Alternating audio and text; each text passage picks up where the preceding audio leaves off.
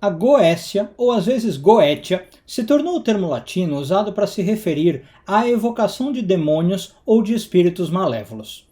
Na Idade Média, era comum contrastar a Goécia, que era considerada má e herética, com a teurgia, que era considerada uma forma de magia positiva e dentro dos limites da religião. Então, qualquer livro ou obra que ensine a invocar esses seres malévolos são Goécia. E um dos primeiros livros de renome da prática é de um ocultista e demonologista holandês chamado Johan Weyer, ou Johannes Vier, na sua forma latinizada. E ele viveu ali no século XVI.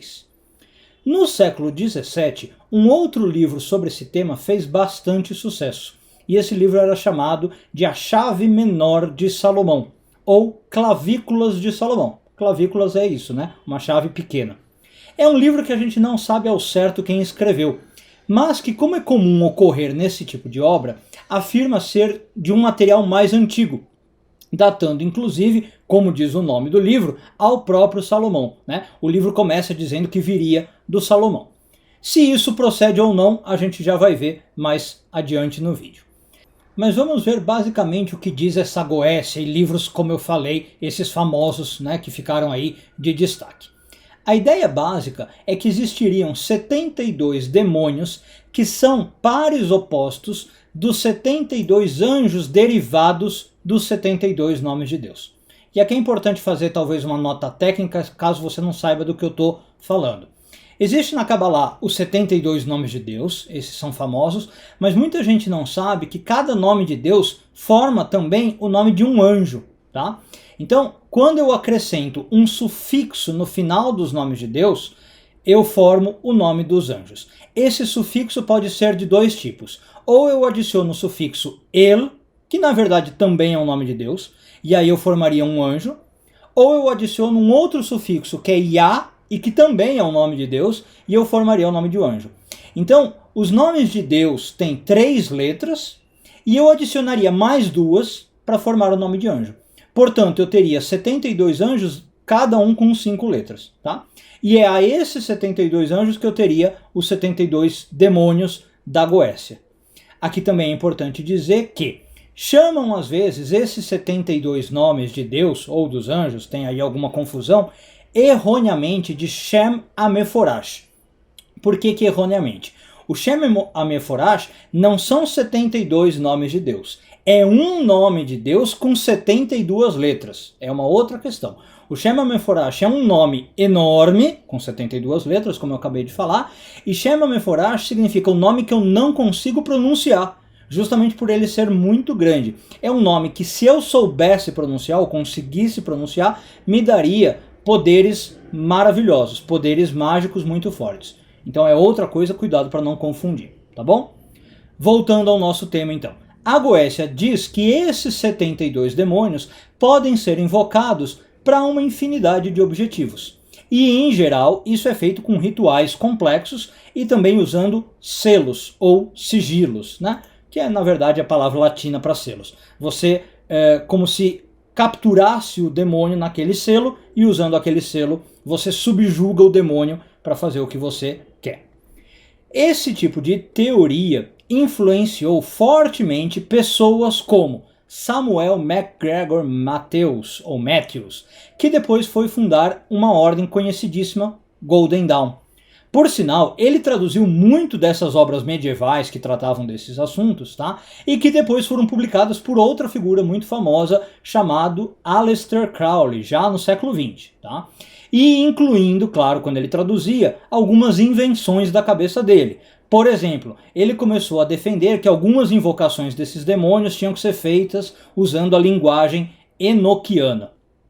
Bom, essa lista de 72 demônios, não preciso dizer, tem diversas variantes diferentes em diferentes livros que você for consultar. E muitas vezes é por erro mesmo, tá? É normal em manuscritos antigos, erros na hora de copiar ou na hora de traduzir. Então esses erros às vezes é no nome, tá? Você tem discrepância, ou no número do demônio. Num livro o demônio 4 é o demônio 30 da outra lista, tá? Pode acontecer erros desse tipo. Bom, lá atrás no vídeo eu falei que a gente ia analisar se isso procede ou não, se essa questão de Goécia existe ou não, se funciona ou não. Chegou o momento, né? Então pergunta, existe Goécia, não existe, funciona ou não funciona? Como é que é? Pergunta, procede ou não? E a minha resposta vai ser, depende do que você quer analisar, minha resposta vai ser sim ou não. Vamos dividir aqui em algumas coisas. Eu vou tentar analisar primeiro, claro, do ponto de vista hebraico-cabalístico, tá? Tendo esse pano de fundo em mente. E a primeira coisa que eu vou dizer é, eu quero analisar a questão de os 72 demônios em si e a lista e o nome desses demônios. Depois eu vou analisar, por exemplo, a ideia de que isso viria de Salomão, de que essa é uma tradição que remonta a Salomão, como esses livros da Idade Média dizem. Então, quando a gente pega a lista de nomes desses demônios e passada de geração em geração da Idade Média para frente, quando você olha essa lista, claramente os nomes que estão lá, pessoal, são nomes latinos ou nomes gregos, tá? E não tem nada de hebraico. Então, aí já temos algum indício do que está acontecendo. Você vai ver nomes de demônios como Ágares, Héligus, Botes, Naberius Andrômalios, né? Obviamente, então, nomes ocidentais. Só 3 ou 4 dos 72 soam algo como hebraico, mas ainda assim algo muito remoto, tá? Então, obviamente, você vê que é uma tradição que surgiu no mundo latino, no mundo ocidental, provavelmente como resposta aos ensinamentos mais religiosos da Igreja Católica, tá? Surge dentro desse contexto da Idade Média. Não é uma tradição hebraico-cabalística nesse sentido, tá? Agora, a outra questão que eu falei, esses livros surgem e falam que remontam ao rei Salomão, que a tradição viria de uma tradição hebraica cabalística de Salomão. Quanto a isso, o que a gente pode dizer? Apesar de não ser então uma tradição hebraica, se a gente fala de Goécia com esse termo e esses livros que ficaram famosos, não quer dizer que Salomão realmente não invocava demônios. A gente tem sim uma tradição no judaísmo que apresenta Salomão com esse tipo de conhecimento. Vamos estudar um pouquinho isso. Na Bíblia, tá? Se eu pegar o Antigo Testamento, é preciso dizer, não aparece isso, tá bom? Salomão na Bíblia, aliás, leva uma vida bem normal para um rei. É uma vida bem pacata. Não sei se alguém já leu, mas se você lê os relatos da vida de Salomão, é um rei muito, muito singelo. Não tem nada de fantástico, nada de sobrenatural na vida de Salomão. É só na literatura pós-bíblica que esse tipo de feito maravilhoso começa a surgir e começa a ser atribuído a Salomão. Tá?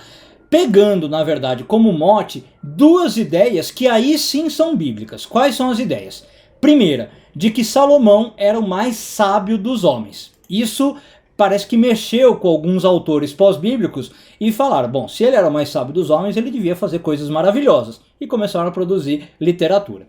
E o segundo fato, que a Bíblia nos conta, é que Salomão se casou com 1000 mulheres de diversos povos, né, de diversas culturas, para fazer alianças políticas. Então, de novo, a Bíblia fala isso. Aí os leitores pós-bíblicos falaram, nossa, mas se ele casou com 1000 mulheres, ele deve ter aprendido coisas maravilhosas. Então, as literaturas pós-bíblicas que começam a trazer esse tipo de coisa. Então, vou dar aqui um exemplo. Tem um livro anônimo, que a gente não sabe quem escreveu, chamado A Sabedoria de Salomão. Ele foi escrito em grego, ele é datado pelos historiadores, em geral, do século I, antes da Era Comum, ou seja, de 2100 anos atrás. E lá, o autor seria Salomão, tá? A gente sabe que provavelmente não é o Salomão, mas teria sido escrito por Salomão, e o autor diz o seguinte, vou pedir licença para vocês para citar literalmente. Deus me deu a sabedoria exata de tudo o que existe, para saber a estrutura do mundo e a atividade dos elementos, o início, o fim e o meio dos tempos, as alternâncias dos solstícios e mudanças das estações, os ciclos dos anos e as constelações de estrelas, a natureza dos animais e o temperamento das bestas selvagens, o poder dos demônios e os raciocínios dos homens, as variedades das plantas e as virtudes das raízes. Aprendi tanto o que é secreto quanto o que é manifesto. Veja aí então que Salomão é apontado como um homem conhecedor de muitas coisas, né? De animais, de plantas, de astrologia, constelação, astronomia, se você não quiser falar astrologia, e claro, demonologia. Começa a surgir a ideia de que Salomão era versado nesse tipo de coisa e que ele conseguia então, claro, controlar demônios. A ideia vai se expandindo e em outros textos ali da época você começa a ver a ideia de que Salomão conseguia controlar demônios por meio de um anel mágico que ele teria criado. Eu fui atrás dessa história e me parece, se a minha pesquisa está bem feita, que a ideia veio pela primeira vez num livro chamado O Testamento de Salomão. Também um livro em grego, mas um pouquinho posterior a esse livro que eu acabei de citar. 200 anos depois, tá? Do século I da Era Comum. Esse livro é de uma autoria e de uma inspiração duvidosa. De novo, é muito comum acontecer isso em literatura antiga, tá? A gente não sabe exatamente quem escreveu. Quando eu falo inspiração duvidosa esse não dá nem pra gente saber se é judaico ou cristão. Se foi escrito pelos primeiros cristãos que estavam surgindo ou judaico. Eu, particularmente, lendo o livro, me deu a entender que é judaico. Eu vejo alguns elementos ali judaicos. E se for correta essa minha hipótese, e outros grandes pesquisadores acham isso, é uma das obras mais antigas que a gente tem em mão afirmando esse tipo de coisa sobre o rei Salomão, tá? Que ele teria um anel para controlar os demônios. Bom, por que eu estou falando tudo isso? Por curiosidade, nesse livro não se fala de 72 demônios, mas de 36 demônios que Salomão controlaria. E ali se fala que esses demônios estão ligados aos decanos do zodíaco. O que é o decano, né? Só uma nota aqui caso você não saiba. A gente tem um círculo zodiacal, né? O zodíaco é um círculo que tem no céu. Um círculo tem 360 graus. Então eu posso dividir em 10 graus, daí a palavra decano, eu tenho 36 decanos, tá? De cada um, 10 graus. Então eu teria um demônio regendo cada decano. E Salomão saberia invocar cada um desses demônios. O livro ensina a invocar também, e ensina o que cada um desses o que cada um desses demônios causa de ruim e como eu faço para banir cada um desses demônios. Então vou dar aqui um pequeno exemplo. O livro fala que o demônio 33 se chama Rix Ahoneot. E ele causa, por exemplo, dor e inflamação de garganta e amigdalite. E ele é expulso com a palavra leicorgos, que você teria que escrever numa folha de trepadeira, amontoar em pilhas, ou seja, em várias folhas de trepadeira, amontoa em pilhas, coloca no frente da pessoa que está doente e ele seria expulso. E claro, a dor de garganta, a amigdalite, ele iria embora. Bom, para além desse livro do Testamento de Salomão, vamos agora para a literatura judaica um pouco mais conhecida. O próprio Talmud tem muito a contar sobre Salomão e a sua relação com os demônios. O Talmud relata que Salomão escravizou um demônio chamado Ash, e depois o final é Medai. A gente geralmente não fala o nome completo. Em português ou latinizado ele ficou como Asmodeus. Agora, só é importante dizer que outras fontes discordam. Não seria esse o demônio, seria Belzebu em português. Em hebraico é Belzebuel, tá? Bom, esse demônio seria o rei dos demônios e o Salomão, como eu disse, teria escravizado esse demônio para que o demônio ajudasse a construir o templo de Jerusalém. Olha que curioso, né? Um demônio construindo um templo para Deus, o templo sagrado. E foi esse demônio que ensinou Salomão um truque importantíssimo. Qual truque? Ensinou Salomão a usar um inseto chamado chamir. Por que esse truque é importante? Eu não sei se vocês já ouviram essa história. Para construir o templo não se podia usar nada de metal. Você não podia usar martelo, estaca, quebrar as pedras, por exemplo, com... me fugiu o nome, aquele formão, né? Que você bate formão para bater as pedras e quebrar a pedra. Então diz o Talmud e o Midrash que você tinha um inseto que comia pedra. Né? Você podia usar para cortar pedra, mas o Salomão não conhecia. Quem ensinou para ele sobre esse inseto, que chamado Shamir, foi o demônio que o Salomão escravizou. Bom, para além desse demônio mestre, desse rei dos demônios, vários outros ajudaram na construção, diz o Talmud. E aí o Talmud conta outras coisas, tá? Esse demônio, eu vou usar o nome português dele, Asmodeus, engana Salomão em algum momento para que Salomão lhe dê o seu anel mágico. E aí ele transporta o rei Salomão para os confins da terra, e de onde Salomão depois teve que voltar para Jerusalém como um pedinte, sozinho, a pé. Nesse meio tempo, diz o Talmud, Asmodeus mudou de forma, assumiu a forma do rei Salomão e ficou governando no seu lugar, em Jerusalém. O que explicaria, aliás, por que Salomão se tornou idólatra. Não sei se vocês sabiam, mas a Bíblia conta, né, que chega um momento da vida que Salomão se torna idólatra. E o Talmud explica que, na verdade, então não era o Salomão. Era esse demônio, Asmodeus, na forma do Salomão. Para quem tem curiosidade e quer depois ir na fonte, isso está no Tratado do Talmud de Gittin, páginas 68a e 68b, tá bom?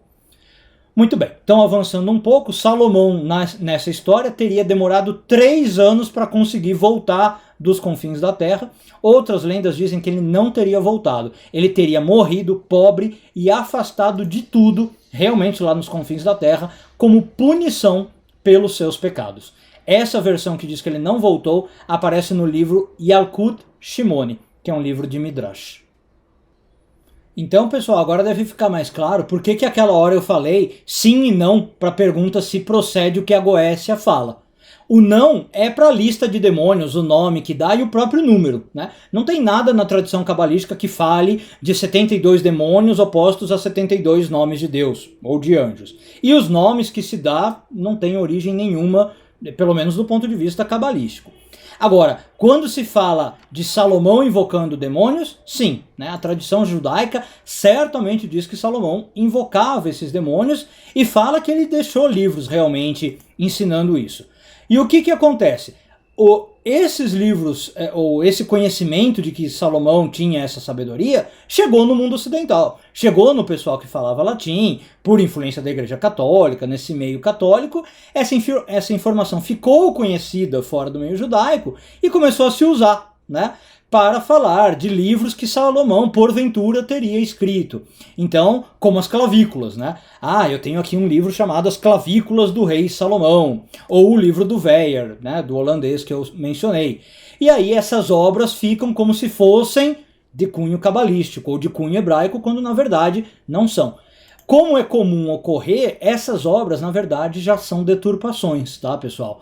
Muitas vezes com invencionices dos autores. Tá? Ainda que a premissa por trás dela seja verdadeira. Então é como assim, 5% daquela obra tem um fundinho de verdade. Tá? Ela está se calcando numa premissa que é verdadeira. Mas de resto, todos os 95% em cima são alguma invencionice, alguma criação do autor. A minha dica para você que está vendo esse vídeo e quer se aprofundar, se você quisesse estudar a real Goécia, vamos dizer assim, que na verdade não era chamada assim, porque como eu falei, Goécia é o termo latino, né? A real Goécia, se você quisesse estudar, você teria aqui nas fontes judaicas. Ver os livros que a gente diz na tradição que Salomão realmente deixou para nós, ou livros que nem são de Salomão, mas que ensinam a fazer essas evocações. Tá? Livros que a gente chama de Cabalá prática. Então livros como o livro do anjo Raziel, a espada de Moisés, livro dos segredos, Sefer Yetzirah chega a tratar disso. Tá? Mas enfim, acho que com esse vídeo deu para explicar um pouquinho o que é a famosa Goécia, a tão dita Goécia, de onde ela surgiu, o que ela tem de fato de funcional, de prático e de real, o que ela tem de invencionice e o mais importante, qual é a real relação dela com as fontes cabalísticas, judaicas, mais antigas e mais tradicionais. Se você gostou desse vídeo, por favor, não deixe de dar o seu joinha. Se você por acaso não é inscrito no canal, se inscreva e também aproveite e use os comentários, para perguntas e para deixar o seu feedback. Muito obrigado e até um próximo vídeo da série O Sabor do Saber.